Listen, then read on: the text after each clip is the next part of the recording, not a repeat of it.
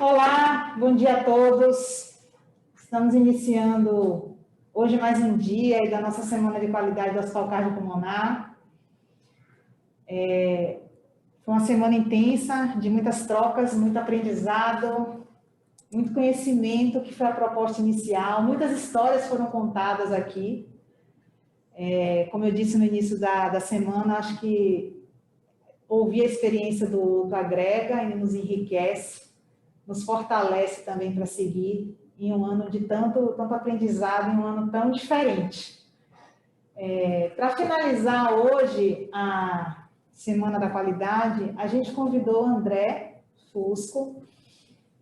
André, já agradeço novamente a sua participação. Prazer ter você aqui com a gente. Vou passar a palavra daqui a pouco para a Alessandra Granja, nossa médica do trabalho, quem vai estar moderando a palestra de André, cujo tema é porque é tão difícil falar em saúde mental. Acho que é um tema bem importante, bem propício e bem relevante, não só nos tempos atuais, mas talvez especialmente nos tempos atuais. Depois da palestra de André, que vai ser um momento de troca aí bastante rica, vocês que estão assistindo através do site, vocês podem fazer interação através do chat, mandar as perguntas, que a Alessandra vai fazer essa interação aí com o nosso palestrante, enquanto moderadora. Na sequência, a gente vai ter a premiação dos pôsteres, tanto da exposição da qualidade, quanto da mostra científica, e fazer o encerramento realmente final. Então, uma boa manhã para todos. Alessandra. Bom dia a todos. Para quem não me conhece, meu nome é Alessandra, eu sou médica do trabalho aqui do Cardiopulmonar. André, seja muito bem-vindo. André, ele é especialista em saúde mental no trabalho, médico do trabalho e psicanalista, que há mais de 10 anos estuda a relação entre trabalho e saúde mental, aplica a psicodinâmica do trabalho para diagnosticar os fatores promotores da saúde ou indutores de adoecimento nos diversos contextos do trabalho. Fez escola de arte dramática da ECA USP, é ator, diretor, autor, produtor e apaixonado por teatro. Hoje é responsável técnico pela saúde ocupacional do Itaú Unibanco, além de prestar consultoria para empresas que buscam entender e abordar a saúde mental. Muito obrigada, André. Passo a palavra para você. Obrigado eu. Agradeço muito o convite, a oportunidade de falar desse tema tão complexo, tão cheio de tabus, né? Primeiro, eu queria dizer que eu estudo o adoecimento mental e a saúde mental através da psicanálise e da psicodinâmica do trabalho. Sou psicanalista. Se alguém quiser depois me encontrar, pode me encontrar no LinkedIn, né? André Herman B. Fusco, está no LinkedIn. Procurar o André Fusco, eu estou lá. Se quiser aprofundar, saber um pouco mais. Mas eu digo isso porque o que eu vou trazer é o ponto de vista psicanalítico, é o ponto de vista da subjetividade do ser humano, do inconsciente, do que faz a gente agir do jeito que a gente age e o que nos motiva. Então, não vai ser aquela palestra sobre saúde mental para falar de depressão, de estresse pós-traumático, burnout, se burnout é doença ou não é doença, e tratamento, e sinais e sintomas. Eu vou para um outro lado aqui. E o que eu acho que é importante falar desse lado, no primeiro encontro, é justamente por que é tão difícil falar sobre saúde mental no trabalho. Por que é tão complicado. E a explicação que a gente dá para esse fenômeno é o da defesa psíquica. O que quer dizer isso? A defesa psíquica é uma reação natural que a gente tem para suportar sofrimentos, situações penosas, riscos que nós estamos submetidos. Então, toda vez que a gente se depara com alguma coisa que a gente é impotente, que a gente não tem como combater, não tem como driblar, a gente precisa se adaptar a ela de alguma forma. Eu dou dois exemplos que eu acho que são bastante emblemáticos para explicar melhor o que eu estou querendo dizer. Se toda vez que eu andar na rua eu pensar que eu posso ser assaltado, fica muito penoso andar na rua. Se toda vez que eu andar na rua, eu pensar que alguém pode saltar de uma esquina, que alguém pode me roubar, é muito estressante, é muito cansativo, fica muito difícil eu andar todo dia na rua. E eu preciso andar na rua. Então, como é que eu faço? Bom, eu penso, eu não fico teclando na frente de ninguém, eu não ostento nada, eu evito andar sozinho, eu frequento mais ou menos os mesmos caminhos. E aí, de acordo com a estatística, minha chance é tantos por cento, e eu consigo, de alguma forma, através de algumas estratégias, acreditar que isso não vai acontecer comigo, que eu não corro esse risco. Essas medidas que eu tomo, essas precauções, e aí eu consigo andar na rua sem pensar que eu posso ser assaltado. De repente, é como se o risco de assalto não existisse, eu ando tranquilamente na rua. E se não fosse isso, seria muito difícil andar na rua, às vezes chegando ao ponto de eu não conseguir mais andar na rua. Vou dar um outro exemplo em paralelo. Tem uma foto que eu gosto muito da construção de Nova York. E se vocês colocarem no Google construção de Nova York, vai aparecer essa imagem, que é uma imagem dos trabalhadores em altura construindo arranha-céus no começo do século passado em Nova York. Então eles estão a centenas de metros de altura, sentados com o pezinho balançando, fazendo a pausa, comendo, lendo jornal, né, dando uma descansada. Tem uma foto emblemática aqui, tem uma viga bem fininha assim, e tem uns 2 ou 3 dormindo, fazendo a sesta depois do almoço, dando aquela descansadinha para fazer a digestão. E, quer dizer, se ele virar de ladinho, se ele se ajeitar um pouquinho, ele cai e morre, né? Por que ele faz isso? Por que ele faz a pausa daquele jeito? Por que ele dorme em cima daquela viga? Por que ele aumenta o risco dele? Justamente para provar para ele mesmo que ele não vai cair. Imagina, eu faço isso há tanto tempo, eu sempre fui assim, olha só como eu enfrento isso, como eu sou imune a esse risco, a esse problema, né? Eu durmo aqui, imagina, isso aqui para mim é normal. Isso aqui para mim é normal. Aqui é normal, aqui é assim. Então, além de eu conseguir acreditar que eu não estou submetido a esse risco, ainda aparecem crenças e valores que fazem com que o enfrentamento desse risco seja algo desejável para quem trabalha em altura, né? Olha só, eu pulo de uma viga para outra, eu durmo nessa viga. Olha só, para mim isso não tem problema. Quer dizer, eu acabo me arriscando mais ainda para viver uma ilusão, entre aspas, de que isso não me afeta, de que para mim está tudo bem. Por quê? Porque subir a centenas de metros de altura todos os dias, pensando que você pode cair, é insuportável. Eu não posso pensar que eu vou cair. E tudo que mostra para mim que eu resisto, que isso não me afeta, olha só como eu pulo, como eu sou habilidoso, olha só como eu lido bem com essa situação, isso me acalma, isso me tranquiliza, isso faz eu conseguir dar conta. Então, a defesa psíquica faz com que a gente ignore o risco, ou acredite que o risco não nos afeta, e até cria algumas crenças e valores que fazem com que a gente aumente o risco, para a gente provar para a gente mesmo que a gente não se afeta por isso. É a mulher que faz 3 meses de licença maternidade, um outro exemplo, e fala, olha, eu depois de 3 meses de licença maternidade, eu voltei para o trabalho. Olha como eu sou dedicada, como eu sou esforçada, como eu sou competente e empenhada, né? Por que voltar precocemente de uma licença maternidade é um valor? Porque dói demais deixar uma criança com 3 meses de idade. É muito difícil você voltar para o trabalho tendo consciência de que você está deixando uma criança no momento que ela está descobrindo a diferença entre ela e a mãe. E a mãe, por uma questão de mercado, por uma questão de falta de equidade de gênero no mercado, porque o homem não tem que fazer uma pausa na carreira. O homem continua. A mulher, de repente, está na carreira dela, ela para e tem que parar tudo para cuidar do filho. E só a mulher faz isso. Isso é um dos exemplos de que a gente ainda não atingiu essa equidade de gênero. E uma das formas das mulheres, muitas vezes, tentarem dar conta disso, eu preciso voltar para o trabalho, eu estou ficando para trás, eu estou sendo esquecida, eu posso ser mandada embora. Aí pode passar um monte de coisa na cabeça, e muitas coisas porque não existe essa equidade. Então, quanto mais cedo ela voltar, melhor para ela. Ela não pode deixar a coisa andando sem ela ali. E aí, ela volta precocemente. E aí, vou voltar precocemente e vou deixar um filho de 3 meses, uma outra pessoa cuidando dele? Não, vou voltar precocemente porque eu sou dedicada, porque eu sou, né? E E isso faz com que a gente dê conta, né? Isso faz com que a gente suporte esse sofrimento, esse risco, esse conflito interno, esse constrangimento. A gente dá conta, sim. E isso nos estabiliza. Tudo que nos lembra que o risco, que o sofrimento existe, é inconveniente. Nos desestabiliza e irrita, dá raiva. A gente rejeita. Se eu chegar para uma pessoa e falar, você não tem medo de ser assaltado, não? Imagina, que isso, sempre andei aqui, quem você fala de assalto? Eu tô andando na rua, você me fala de assalto uma hora dessa, que inconveniente, né?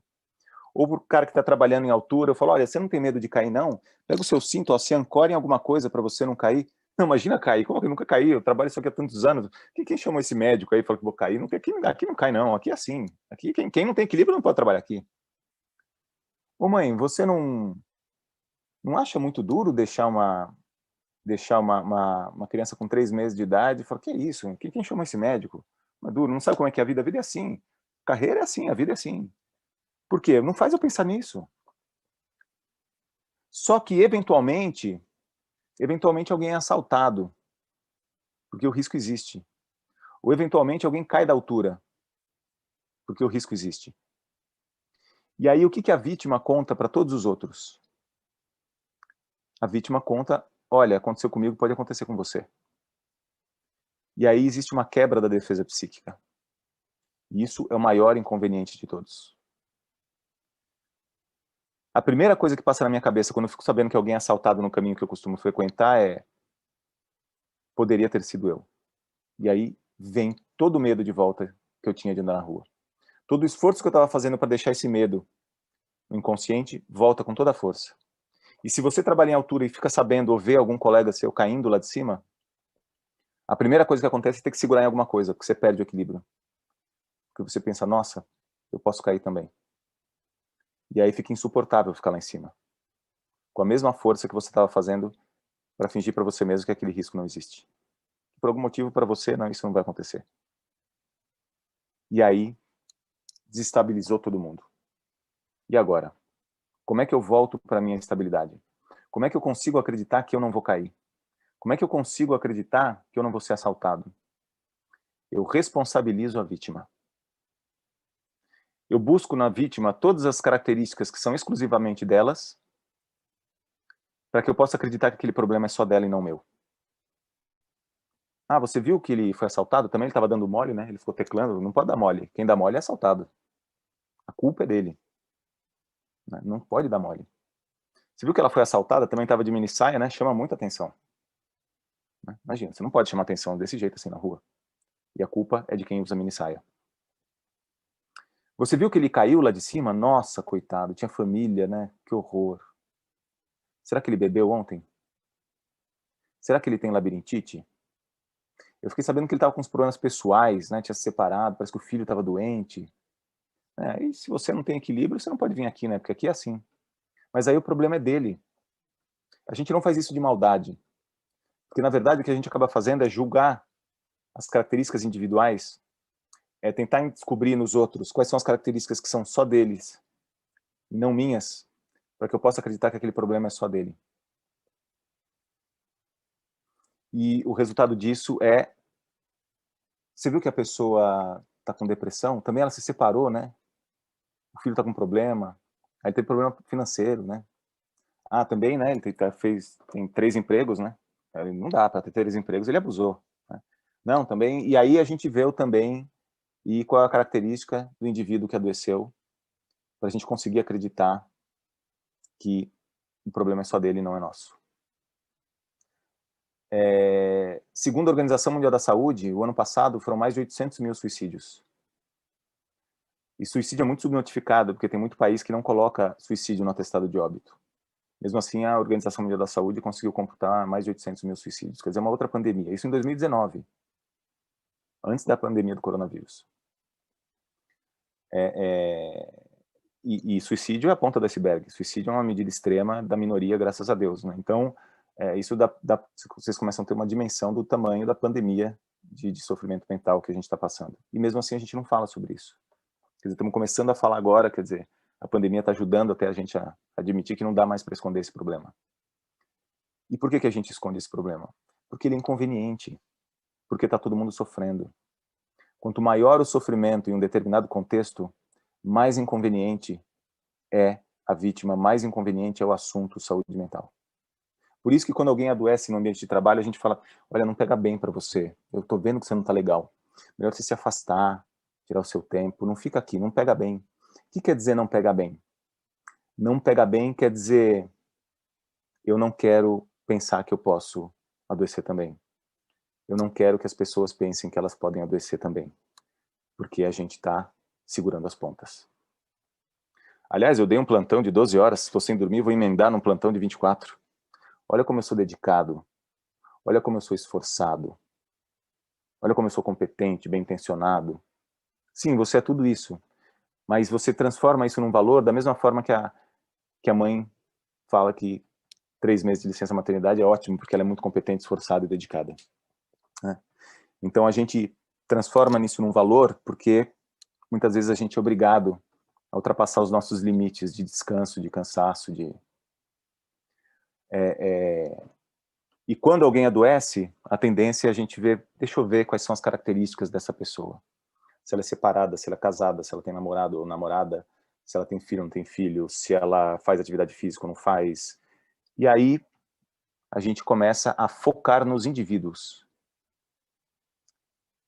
A gente tem que ter resiliência, tem que fazer treino de resiliência, a gente tem que meditar, a gente tem que fazer atividade física, yoga, a gente tem que comer direito, a gente tem que dormir bem, a gente tem que fazer um monte de coisa, a gente tem que ter equilíbrio entre vida profissional e pessoal, a gente tem que fazer um monte de coisa. Então, quando a gente adoece mentalmente, é porque a gente não tem equilíbrio, é porque a gente não fez tudo isso. Por quê? Porque a gente está focando nos indivíduos, e não no contexto, e não aonde os indivíduos estão. E o resultado final disso é um constrangimento muito grande. Porque essa responsabilização da vítima, ela acontece na própria vítima. Então, se eu adoeci, é porque eu não dei conta, porque eu não tive equilíbrio, porque eu não medito, porque eu não fiz mindfulness. Não que essas coisas sejam ruins, hein? Eu medito. Mas eu tenho consciência que eu medito para dar conta de uma coisa que não está legal. Eu faço análise, aliás, eu sou psicanalista e faço análise, a minha própria análise, para dar conta de uma configuração de sociedade e do mundo do trabalho que me obriga a fazer esse tipo de coisa para dar conta. Então eu preciso meditar, eu preciso fazer atividade física, isso é bom, isso é positivo, eu recomendo. Mas esse não é o problema, não é falta de meditação ou falta de atividade física que faz a gente ter um transtorno mental, principalmente de ansiedade e de humor, né? Os transtornos de ansiedade e de humor. E aí eu, doente, fico muito constrangido. Por quê? Porque eu não dou conta, porque eu não fiz o que eu tinha que fazer, porque eu não sou competente, porque eu não sou habilidoso, E o resultado disso é esse constrangimento muito grande. 90% das pessoas, isso foi um estudo gigantesco que a gente fez há 2 anos, 90% das pessoas que nos seus planos de saúde estão em tratamento psiquiátrico não entregam nenhum atestado para o empregador. Então, os números grandes que a gente tem de absenteísmo e de licenças por transtornos mentais são 10% das pessoas. Porque 90% das pessoas está disfarçando. E como é que eu sei quem está doente? Não tem como saber. Né? Salvo os casos mais graves, às vezes a pessoa mais sorridente e feliz num determinado grupo, numa determinada área, é a pessoa que está sofrendo mais. Uma vez eu vi um trabalho do Instagram mostrando o post das pessoas que cometeram suicídio horas antes delas cometerem suicídio. São pessoas muito felizes e fazendo coisas muito incríveis. Então, salvo aqueles casos onde os sintomas são muito exuberantes, não tem como a gente saber. Então, como é que a gente descobre? A gente tem que tentar criar um ambiente de confiança para que as pessoas se sintam à vontade para revelar que elas estão passando por alguma dificuldade. Porque a pessoa que está doente, primeiro ela nega para si mesma. Depois, ela esconde. Ela esconde dos colegas de trabalho. Porque é inerente ao adoecimento, e principalmente ao adoecimento mental no trabalho, é inerente ao adoecimento mental no trabalho o medo de perder o emprego. Se você sabe de alguém que está passando por algum transtorno mental no trabalho, saiba, esta pessoa está com medo de perder o emprego. Porque é um sofrimento subjetivo. Uma vez um diretor de uma grande empresa me procurou porque ele passou muito mal, teve uma crise de ansiedade, ele não conseguia sair da cama, estava em pânico. E aí eu fui falar com ele, encaminhei ele para um psiquiatra, comecei a tratar ele também. E num determinado momento eu falei, olha, agora você precisa ter um tempo para si, tira 7 dias, você adora fazer atividade física, vai correr no Ibirapuera, que é um parque aqui em São Paulo, vai correr no parque, vai... Daqui uma semana a gente conversa de novo, ele já estava começando a remedicação com o psiquiatra. E aí ele voltou depois de uma semana e eu falei, e aí, correu no parque? Não, não corri. Por que você não correu no parque? Porque se eu visse alguém da minha diretoria afastado por saúde correndo no parque, eu mandava embora. Agora eu estou entendendo o que você está falando, doutor André. E ele se sentiu constrangido de correr no parque, porque ele achou que ia ser tratado como malandro. E muitas vezes a gente trata os doentes como malandragem. Não que não exista isso, mas isso é outro estudo amplo que a gente fez, isso é exceção da exceção da exceção. Por que a gente acha que é malandro? Porque se não for malandro, está doente. E se for doente, é muito inconveniente.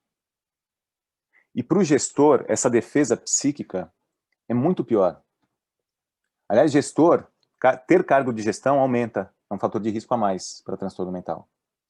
Porque além do gestor estar no mesmo contexto e ter os mesmos problemas para enfrentar e resistir, é inerente também ao gestor, quando alguém na sua equipe adoece, a sensação de culpa. Será que a minha gestão adoeceu essa pessoa? Será que eu falei, eu deixei de falar alguma coisa que fez essa pessoa sofrer mais? Será que eu cobrei, eu deixei de cobrar? Será que a minha gestão adoeceu? Isso tira o sono de um gestor.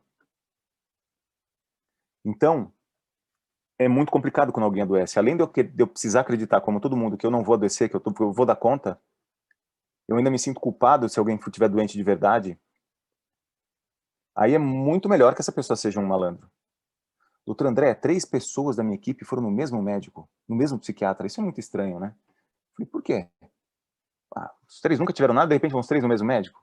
Um indicou o médico pro outro. Não, muito estranho isso. Você não tem como verificar isso aí? Vou verificar. Falou, doutor, tudo bem? Aqui é o doutor André, tô cuidando da empresa tal. Você afastou 3 pessoas aqui dessa área tal. Ah, que bom que você ligou, colega. Eu afastei 3, mas eu estou tratando mais. É mesmo? Porque a gente tem um programa de readaptação nessa empresa, a gente vai fazer isso, vai fazer aquilo. Não, e eu estou conduzindo dessa forma, vamos fazer uma parceria, vamos. Ah, vocês foram aonde? Eu ali. Pô, que legal. Pô, um dia vamos conversar aí, vamos discutir caso. É sigilo médico, né? Não, claro, sigilo médico. Vamos. E aí, volto pro gestor. Oi, gestor, tudo bem? E aí, pegou ele? Liguei para ele, médico competente, bem intencionado, a gente vai fazer uma parceria. Quando a pessoa tiver que se afastar, ele vai me avisar, eu vou tomar as providências e voltar. É mesmo? Eles estão doentes de verdade? Estão doentes. Mas eu assumi essa área no final do ano passado, hein? Por que o gestor fala, eu assumi essa área no final do ano passado? Não é porque o gestor é mau. Gente, não tem vilão nessa história. Isso é outro tabu. Ninguém quer adoecer ninguém. O gestor fala, eu assumi essa área no final do ano passado porque ele fala, não fui eu, tá? Pelo amor de Deus, eu não suporto a ideia de ter feito mal para essas pessoas. Por isso que ele acreditou que ela era malandra. E aí ele se sentiu mais culpado ainda. Falou, nossa, eu estava julgando uma pessoa que estava doente. Isso aconteceu comigo. Teve uma médica da minha equipe que não entregava, não cumpria o que a gente combinava e estava tudo... Eu falei, o que está acontecendo com você? Conversei. Um dia eu falei, poxa, doutora, você não é a mesma pessoa, está acontecendo alguma coisa. Ela começou a chorar e falou, olha, estou doente. E mostrou para mim. Eu falei, nossa senhora, eu que trabalho com isso há 10 anos, não parei, não tem como a gente saber. A única forma da gente saber é a gente criar um ambiente de confiança para que as pessoas comecem a falar, para que as pessoas comecem a compartilhar, porque senão fica esse não dito, todo mundo sofrendo e proibido. Porque se alguém adoece na nossa família, a gente senta do lado, abraça, fala, conta comigo, quando algum amigo próximo. Agora, no trabalho, a gente fala, olha, não pega bem, melhor você se afastar. Então, o que a gente tem que fazer quando a gente sabe que alguém está doente? Eu brinco que a gente tem que ser um cão fiel, a gente senta do lado e abana o rabo. Por quê? Porque você vai estar falando para essa pessoa, não vou julgar, não vou falar o que você fez ou deixou de fazer, eu só quero que você saiba que do meu lado você pode. Eu sei quem você é e eu sei que você não é doente, eu sei que você está doente. E quando eu estiver doente, espero que você faça o mesmo. Teve um caso muito grave, uma outra tentativa de suicídio numa outra empresa que eu estava cuidando, e ele se despediu da equipe pelo WhatsApp, e os colegas de trabalho foram na casa dele e impediram o suicídio. E foi uma comoção geral, assim. E aí a superintendente da área falou, o que eu falo pro meu time? Foi num domingo e segunda-feira ela ia encontrar o time todo. Eu falei, olha, você junta todo mundo numa sala e fala assim, como é que esse rapaz estava nesse grau de sofrimento e não se sentiu à vontade de contar nada pra gente? Veja bem, não é pra ela falar como é que ele estava nesse grau de sofrimento e a gente não percebeu. Porque às vezes a gente não percebe mesmo. Tem muito psiquiatra que tem dificuldade de fazer o diagnóstico se a pessoa quiser omitir o que está acontecendo com ela. Como é que ele estava nesse grau de sofrimento e não se sentiu à vontade de falar pra gente? Agora o que a gente vai fazer é cuidar dele, ficar do lado dele, porque podia ser qualquer um de nós. Quer dizer, ela não falou, também ele estava com esse problema, ele era sozinho, e deixa eu ver quais são as características dele pra gente achar que esse problema é só dele, e ela falou, não, esse problema é nosso. Ele faz parte desse time, e a gente está junto com ele. Então ela mostrou para a equipe inteira que ela não julga, ela mostrou para a equipe inteira que ela acolhe. E ela falou, aliás, se algum dia eu precisar, eu espero contar com vocês também. Então, se alguém tiver com algum problema aqui também, pode falar. Agora, depois para mim em particular, não tem problema. Mas pode contar comigo. E eu falei para ela assim também, fala com essas palavras, e ninguém vai ser mandado embora porque está doente, hein, pelo amor de Deus. E ela falou, ninguém vai ser mandado embora porque está doente, hein, pelo amor de Deus. Ela me ligou, 5 minutos depois dessa reunião, ela falou, metade da minha equipe toma taxa preta, eu não sabia. O que está acontecendo aqui? E aí a gente começou um estudo sobre a organização do trabalho, sobre o que estava acontecendo, quais eram as práticas, a sobrecarga, os conflitos ético-morais, os constrangimentos, as incoerências que a vivência naquele trabalho estava provocando nas pessoas, e foi um trabalho muito bacana. Mas ela conseguiu que as pessoas falassem para ela o que estava acontecendo. Por quê? Porque ela mostrou que não julga, e porque ela se mostrou vulnerável também. E tem uma outra dica para a gente criar um ambiente de confiança para que as pessoas possam falar suas fragilidades. É o reconhecimento. Quando eu sei que o outro sabe o meu valor, quando eu ficar doente, eu sei que ele vai saber que eu não sou um doente, que eu estou doente. Então, se a pessoa me reconhece, se a pessoa me elogia, se ela fala, nossa, que bacana que você fez, nossa, como você é inteligente, nossa, como você é dedicado. Quer dizer, se eu sei que a pessoa sabe que eu sou ético, que eu sou honesto, que eu sou sério, que eu trabalho por um propósito, que eu sou confiável, colaborativo, quer dizer, ao longo da nossa convivência, a gente vai trocando elogios, a gente vai se reconhecendo um ao outro. Aí quando eu estiver doente, eu vou falar, com essa pessoa eu posso falar, porque ela sabe quem eu sou. Por isso que o reconhecimento no ambiente de trabalho é fundamental. E o mundo do trabalho é muito competitivo. Minha mãe falava para mim, filho, não importa o que você faça, seja o melhor. Eu já falei para ela, mãe, troca, tá? Não importa o que eu faça, eu tenho que fazer uma coisa que eu acredito. E com as pessoas que acreditam na mesma coisa que eu. Porque aí a gente se une, e aí ninguém segura. E num ambiente colaborativo, um apoia o outro, um ajuda o outro, e um elogia o outro. E aí a gente cria vínculos. E esses vínculos fazem eu me sentir à vontade para eu mostrar minha fragilidade. Eu estou falando que a gente tem que falar sobre saúde mental, que a gente tem que revelar nossas fragilidades, então eu vou fazer isso agora. Assim como presidente de um grande banco, isso foi para público, eu posso falar. Como presidente do Itaú Unibanco, na Semana de Saúde Mental ano passado, ele gravou um vídeo falando: eu já tive depressão por conta de pressão no trabalho e visito o psiquiatra anualmente para cuidar da minha saúde mental. Por que o presidente fez isso? Porque ele queria autorizar o adoecimento. Ele estava falando, gente, eu adoeci e virei presidente do maior banco do Brasil, pelo amor de Deus. Vocês podem adoecer também. Faz parte. A gente tem que se cuidar.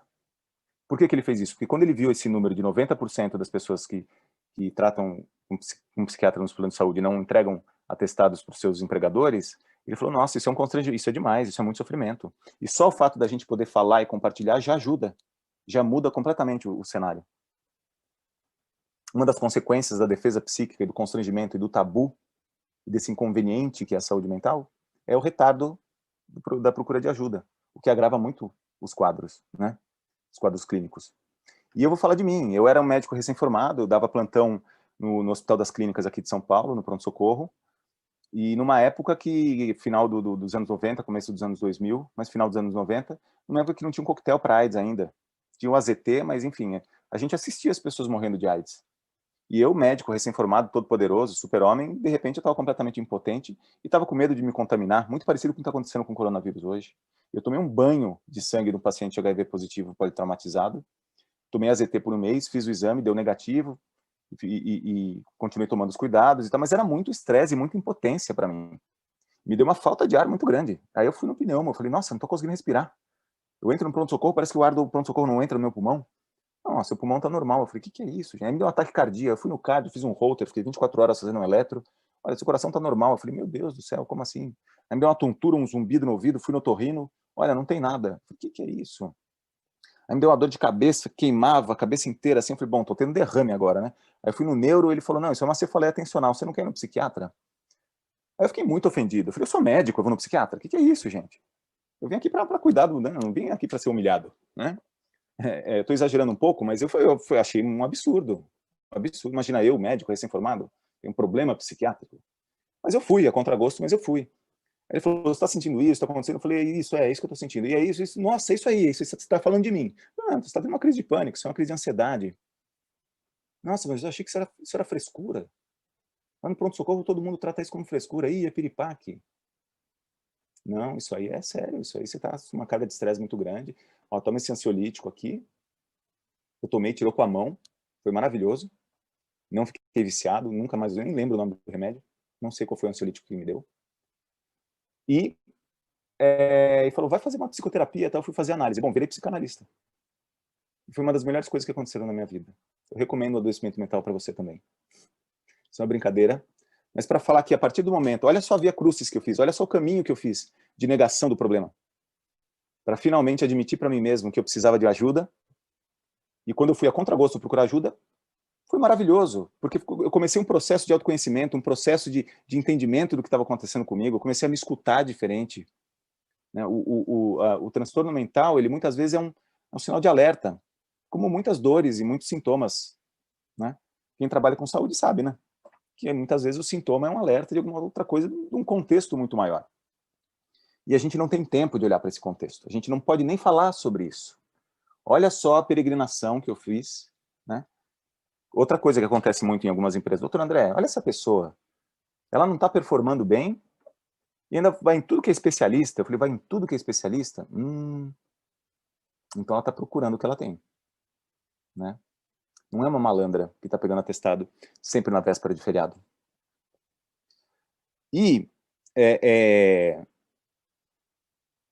uma das coisas que ajuda nesse imbróglio todo, vocês estão vendo o mal entendido que gira em torno da saúde mental? É uma criminalização da saúde mental, uma criminalização do adoecimento mental no ambiente de trabalho, por ser tão inconveniente, justamente porque está todo mundo sofrendo. Vocês estão entendendo o imbróglio que isso vai virando? Então, uma das coisas que agrava muito todo esse imbróglio, todo esse mal entendido, todo esse tabu, é justamente que, muitas vezes, o primeiro sintoma de um transtorno mental é a queda de performance. Porque é muito comum nos transtornos mentais, nos mais comuns, é muito comum dificuldade de concentração, perda de memória, insônia, oscilação do humor, irritabilidade. Quer dizer, uma pessoa que não está se concentrando, não está lembrando direito das coisas, não está conseguindo dormir. Como é que essa pessoa vai performar? E é uma pessoa que vai falar, não, eu tô ótimo, viu? Pô, conta comigo, não, vou virar esse jogo, tá tudo bem. Não, foi um vacilo ali, mas... Não, depois eu te explico, tá tudo bem, deixa comigo, porque, pelo amor de Deus, ninguém pode saber o que tá acontecendo comigo. Se eu vou achar que eu tô louco, vou querer me mandar embora. De novo, estou exagerando um pouquinho, mas é para trazer esse quadro com cores vivas para vocês, né? Porque eu tenho certeza que tem alguém aqui que está me ouvindo e fala, nossa, isso aconteceu comigo, aconteceu com meu colega, isso aconteceu, eu já ouvi, putz, é assim mesmo. E aí o que acontece? Eu tenho queda de performance, eu não entrego, eu não faço o que eu me comprometi, eu não faço com a qualidade que eu costumava fazer, tá difícil eu dar conta, mas eu tenho que falar que tá tudo bem, porque ninguém pode descobrir. Só que se você não trabalha direito, se você não performa, muitas vezes você é mal avaliado, eventualmente você é desligado, né? Porque você não cumpre com o combinado, com o contratado. E aí quando você é desligado, quando você é mal avaliado, quando você leva um feedback duro, você fala, bom, agora eu não posso esconder mais, né? Olha, eu tô doente. Doutor André, bem na hora que eu fui desligar o cara, ele trouxe um atestado. O doutor André, na hora que eu vou dar um feedback, o cara já não estava performando. Na hora que eu vou dar um feedback, ele resolve ficar doente. Pronto. aumentou mais ainda esse imbróglio, essa criminalização do adoecimento. Não existem doentes, existem malandros, oportunistas. Não que eles não existam, e isso é uma coisa que eu falo com bastante prática já. Eles existem, e quando eles existem, os próprios colegas denunciam. Eu já vi, é exceção da exceção da exceção, mas acontece. Ah, a menina é porta-bandeira da escola de samba, mas ela está afastada por lombalgia, dor nas costas. Normalmente é uma demissão por justa causa, é um processo. Isso acontece, acontece. Só que o problema é que quando isso acontece, é gostoso a gente pensar que é todo mundo assim. É bom que exista essa malandragem. Por quê? Porque aí não existe doença, e aí eu fico mais tranquilo. Porque eu não sou malandro, então isso não me afeta. É defesa psíquica. Na verdade, é uma defesa que faz a gente julgar o outro, e quanto maior o sofrimento, num determinado contexto, mais inconveniente é esse doente, mais constrangido ele está. E isso nos profissionais de saúde é muito forte.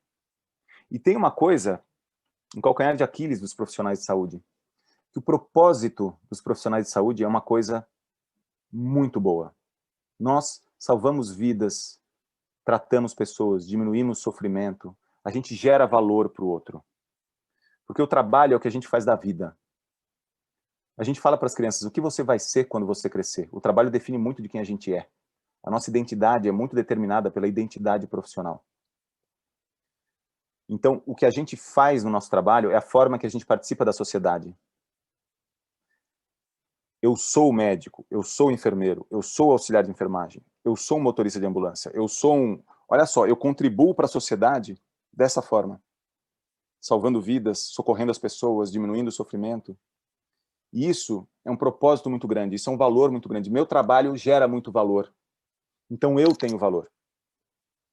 Quando o nosso trabalho não gera valor, eu não tenho valor. Porque o trabalho é o que eu faço da vida. O trabalho é a forma que eu participo da sociedade. Então o trabalho é fundamental para a saúde mental. E o fato da gente ter um propósito tão nobre, tão bacana, nos empolga demais, nos motiva demais. Faz a gente suportar muito mais o sofrimento.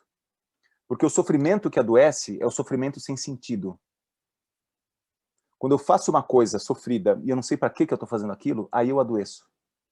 Agora, quando eu tenho um desafio e eu acredito naquilo que eu estou fazendo, eu aguento muito mais. Só que às vezes isso é uma armadilha. Por profissional de saúde, muitas vezes isso é uma armadilha. Porque a gente ultrapassa os nossos limites. E aí a gente se exaure. Aí a gente se desgasta demais. Então a gente precisa ter um olhar para isso. A gente precisa respeitar os nossos limites, até para que a gente cumpra melhor o nosso propósito.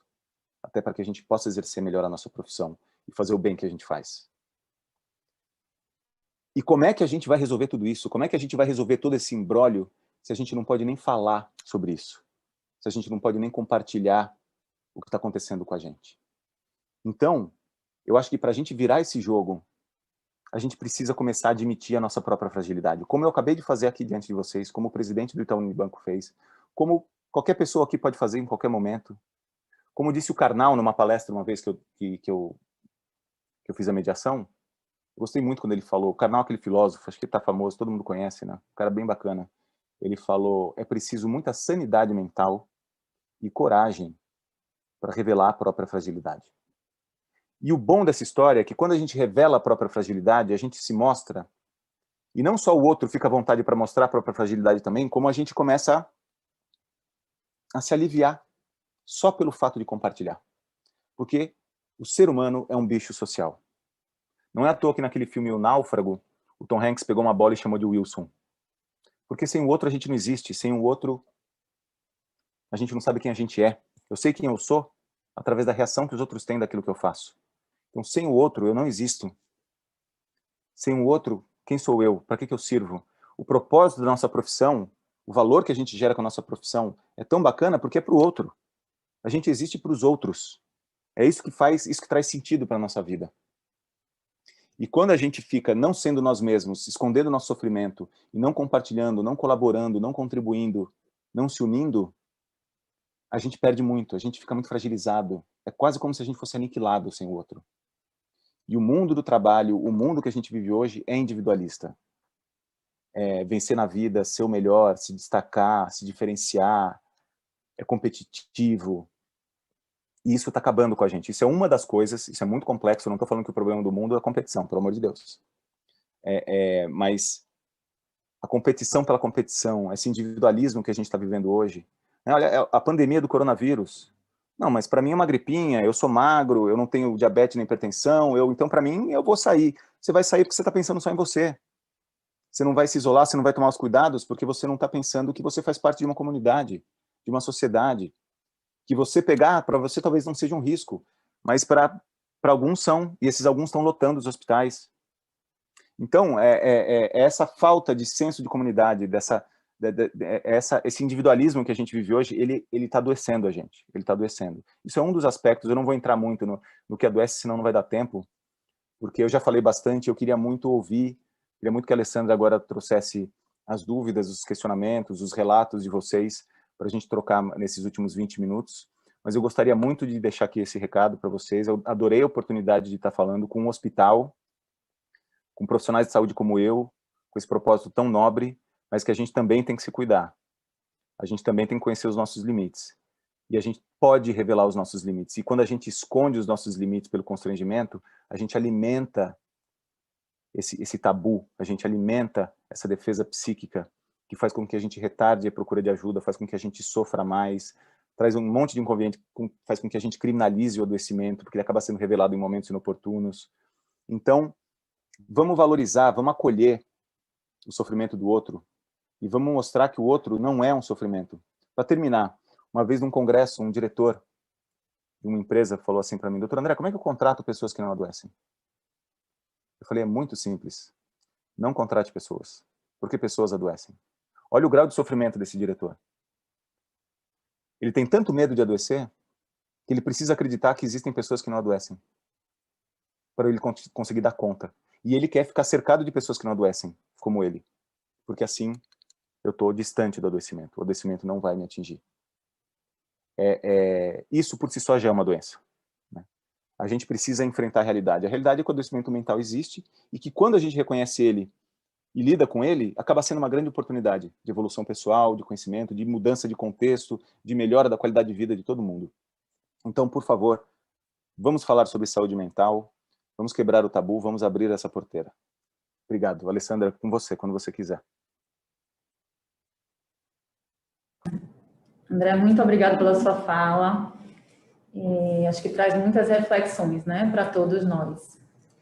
Pensando um pouquinho que você falou agora aí do profissional de saúde, né, dessa defesa psíquica, a gente tem uma pergunta aqui. Nesse estágio da pandemia, há um relaxamento perceptível dos colaboradores na adesão às medidas de proteção, dentro e fora do hospital.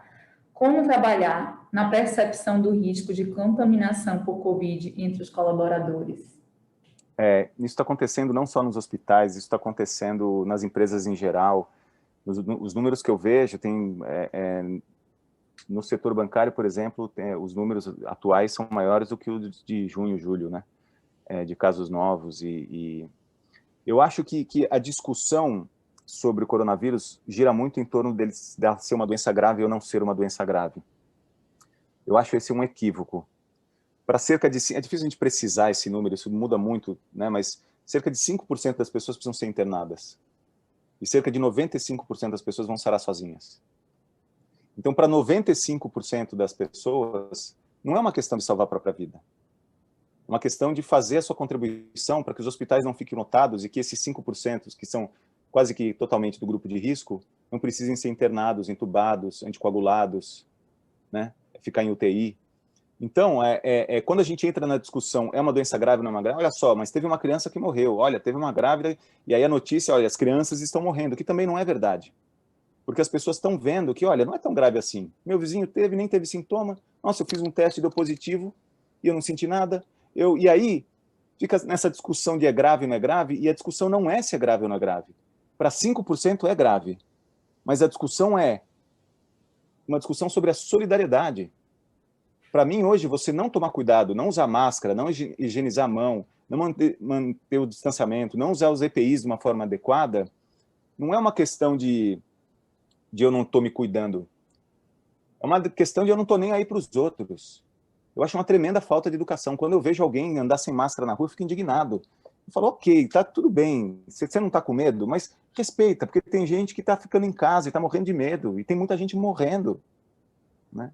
Então, eu acho que o que a gente tem que fazer nessa situação é falar sobre isso. É falar, amigo, tudo bem, você não está com medo, você já teve, não importa, mas não é sobre mim, não é sobre você. É sobre a sobrecarga do sistema de saúde que não está dando conta, é sobre as pessoas do grupo de risco que estão apavoradas, e é sobre as pessoas que podem morrer e que já morreram, né? Nos Estados Unidos, 3.500, 3.600 mortes por dia. No Brasil, estamos chegando de novo em 1.000 mortes por dia. E aí, não, mas para mim é uma gripinha. Não, mas não é de você que a gente está falando. Vamos parar de discutir se é grave ou não é grave. Porque mesmo que não seja grave, se não for grave para você, que ótimo, mas você vai passar para 2 ou 3, que vai passar para mais 2 ou 3, que vai chegar em alguém que é grave. Então, acho que a discussão é essa, uma discussão sobre solidariedade. De novo, a questão do individualismo que eu estava falando. Esse é outro sintoma do individualismo. É outro sintoma do, eu vou garantir o meu, eu vou me dar bem, eu vou sobreviver, então tá bom. Se não é comigo, tudo bem. E aí, assim, todo mundo sofre, né? Eu acho que o coronavírus traz essa lição. Assim, estamos todos conectados, inclusive por um vírus. Obrigada, André. Muito do que você trouxe na sua fala é uma mudança de paradigma mesmo, né? A gente vem falando nos últimos anos em saúde mental, mas talvez a gente não venha agindo muito, né, em todo aprendizado, né, que a gente tem tido. E aí a gente tenta fazer uma mudança de paradigma nas instituições para trazer mais a questão de como acolher, como cuidar melhor da saúde mental desses colaboradores.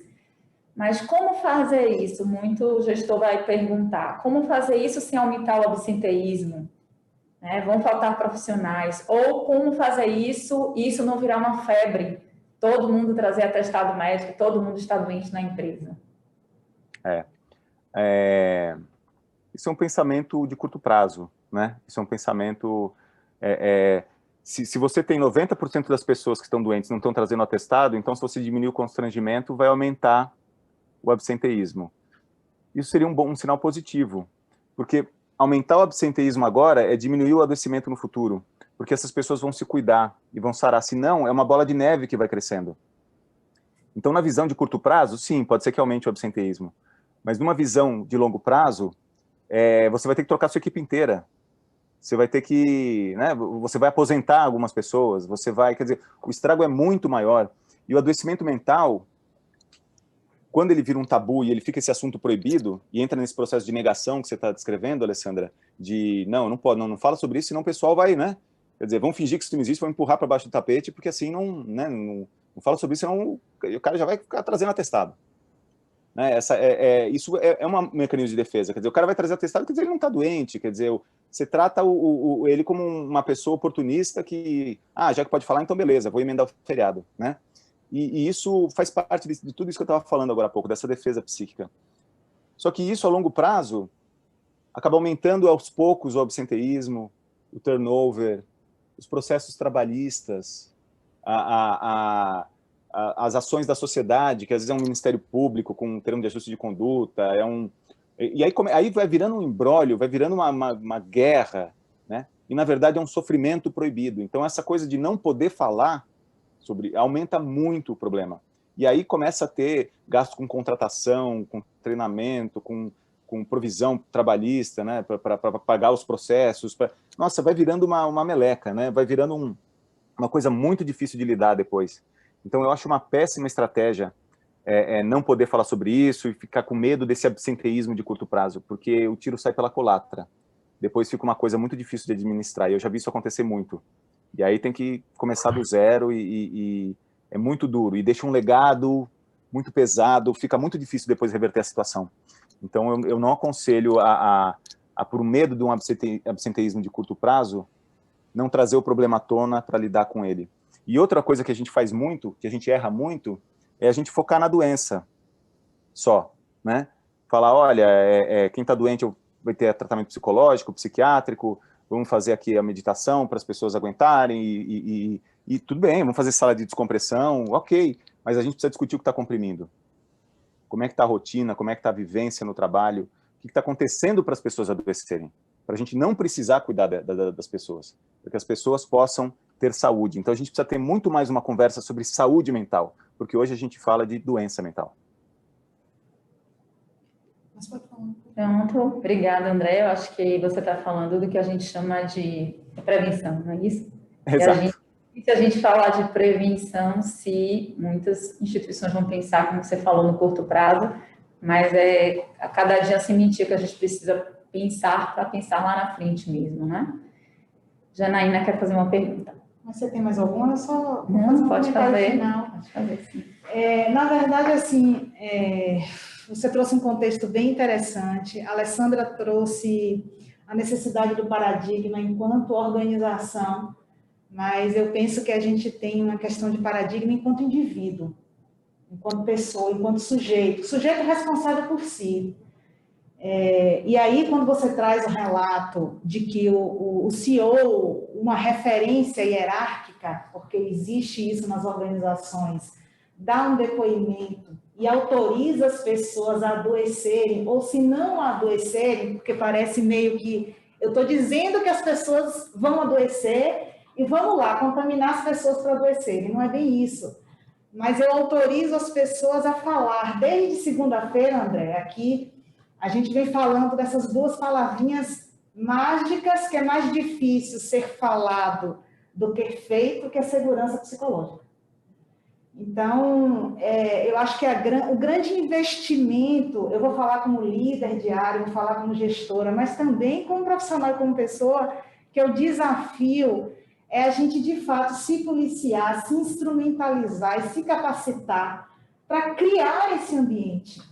Mas criar de fato, sair da fala e que as pessoas entendam e percebam que elas podem falar. E não só de doença, elas podem falar daquilo que incomoda hoje, mas que lá na frente pode cronificar e estourar numa fase aguda de adoecimento. Então, eu acho que esse paradigma de nós nos comportarmos como sujeitos ativos e responsáveis dentro da organização e fora dela para criar um ambiente de segurança psicológica, eu acho que é o grande ponto para falar não apenas de saúde mental, mas de um contexto onde o trabalho, de fato, é um grande valor na vida.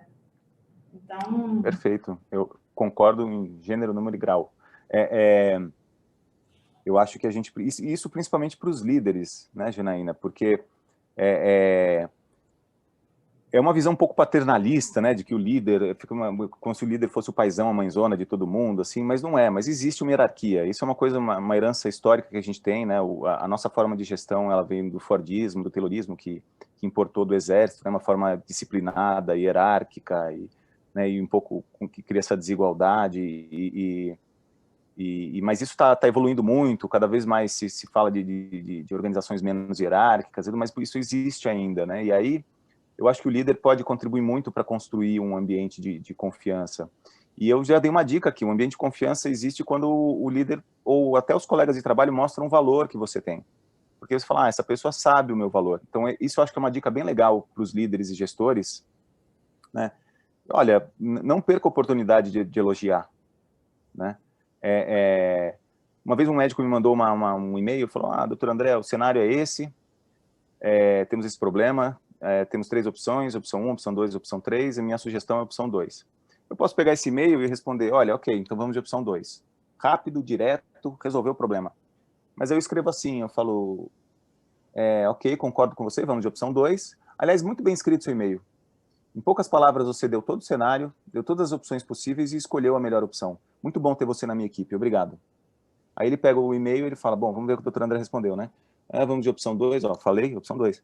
Aliás, muito bem escrito seu e-mail, em poucas palavras você fez todo o cenário, tá?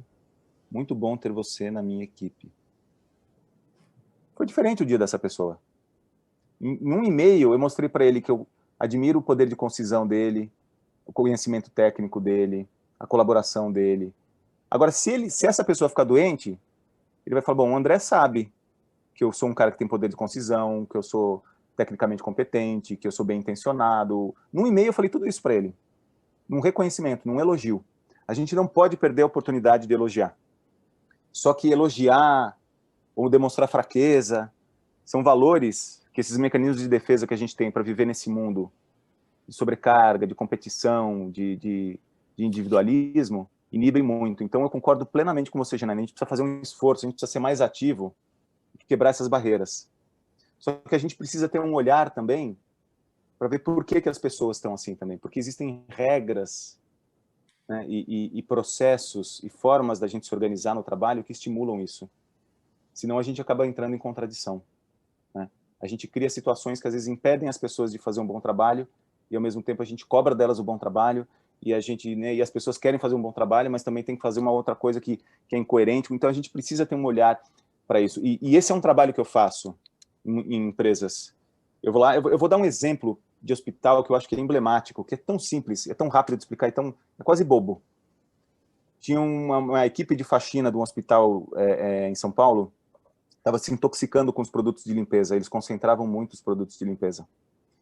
E aí falou, olha, vamos dar um treinamento, vamos treinar, olha, uma tampinha por litro, desse jeito e tal. E aí continuaram se intoxicando. Tinham dermatoses, conjuntivite, né, umas irritações por conta da concentração dos produtos. Falou, olha, vamos fazer uma verificação e vou começar a penalizar. Penalizaram duas ou três pessoas. E o problema continuava, né? Dava uma amenizada, depois voltava. Falou, o que está acontecendo, né? Por que essas pessoas não fazem direito, né? Poxa vida. E aí chamaram a gente, vocês aí que esse olhar aí meio psicanalítico das coisas. Vocês da psicodinâmica do trabalho. Aí a gente fez grupo focal, conversou com todo mundo, observou o trabalho deles. Como é que você sabe que um banheiro foi bem limpo? É pelo cheiro. Era uma falta de reconhecimento. Quer dizer, um trabalho fundamental para um hospital, para controle de infecções. Quer dizer, a higiene no hospital é um negócio fundamental. Um trabalho com um propósito super importante. Eles se sentiam invisíveis. Eles queriam concentrar, porque eles queriam ver a cara das pessoas entrando e falando, nossa, que cheiro bom, nossa, que limpinho. Então a gente instituiu uma verificação sistemática, que quando estava bem limpo, ganhava um elogio, muito bem limpo. Fica, parabéns. E aí você pode fazer premiações, avaliações, você pode... Mas às vezes é um elogio subjetivo mesmo, informal. Resolveu o problema. Olha só, e a gente às vezes precisa institucionalizar essas coisas, porque tem coisas que são institucionalizadas que têm um efeito contrário, né? Então, a gente tem que tomar cuidado também de não só responsabilizar os indivíduos, né? Senão, aliás, também tomar cuidado para não cair na armadilha de falar a culpa é do gestor.